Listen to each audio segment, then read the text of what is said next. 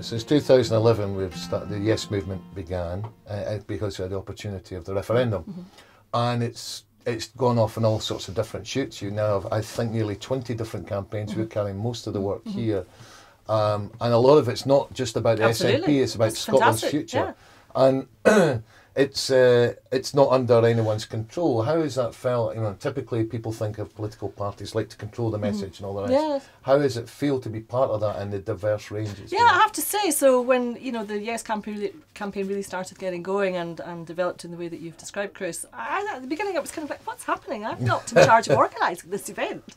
But I have to say, very quickly, I really, really adjusted to this. I love it.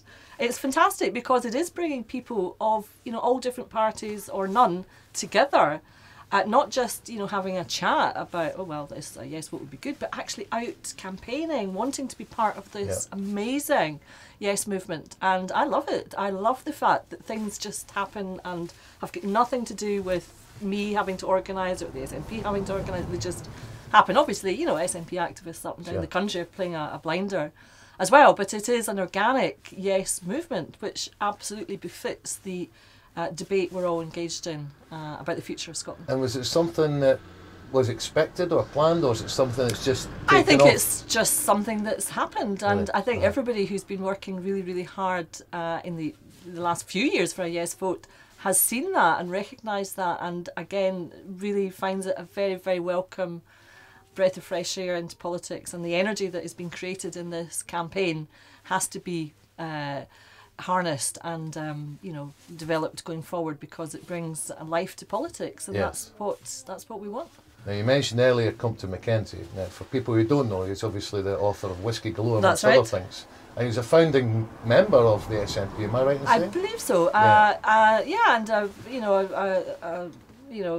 Great character, and I remember in the house we had so Hugh McDermott would come every Sunday because his son Mike Grieve was I think at the time was a journalist for the Daily Record and was advising my mum on press matters. So Hugh McDermott, so Mike's father, would come along, and I would entertain apparently Hugh McDermott on a Sunday night. I used to dance for him apparently, so And if Compton was alive today, when we were setting up the Spirit of Independence, I had him in mind because Whisky Galore was all about a community coming together to challenge, this big authoritative figure, which was a Customs and Excise officer at the time.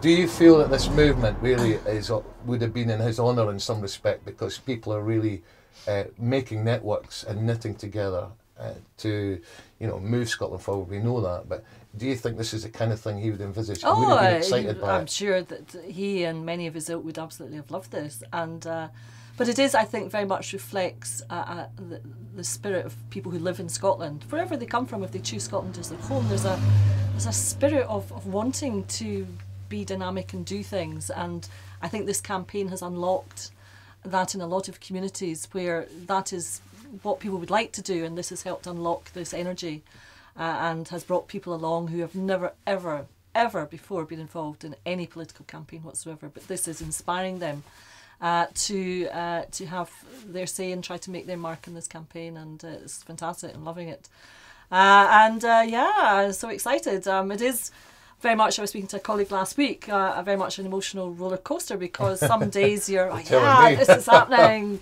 and other days you're like, oh dear, is it going to happen? And but that's adds to the excitement. The key thing is we have just over 3 weeks to make this happen, and I really believe that we can do that. I think so too, actually. Make history. The eyes of the world are in Scotland. This morning I think you had French TV, Dutch TV. Yeah. I'm sure you've had many others on the route thus far, and I think that shows the eyes of the world are on Scotland. I was at a public meeting the other week where a point was made from one of the panellists that the eyes of the world are on Scotland. We're able to promote Scotland even during the campaign to the outside world. It's 800 million pounds free advertising for Scotland. It's great. So what are we going to do on the 18th? Are we going to embrace this and take advantage of this, Scotland the brand across the world, or are we just going to go and have a cup of tea? And I think... I might need a cup of tea, actually. And I think, you know what, that sums it up. Yes. We're going to just do this. And I believe people are getting more determined they've decided, they've thought about it carefully, they're going to do it. So after the 18th September, all these people have been engaged, and it's a yes vote. How do we keep them engaged? How do we keep them, because there's 18 months of negotiations, of course, and then we have an Independence Day, and then there's general election. Yep. So how do we keep these people on board and keep them building, you know, a really, because actually it's a starting point really, the 18th September. So how do we keep these people on board? Yeah, it's a good question. I mean, certainly one proposal that has been put forward is to have a constitutional convention, because we argue that there should be a written constitution for Scotland, and that's the modern way. I think the UK is probably about the only country in Western Europe that doesn't have a written constitution.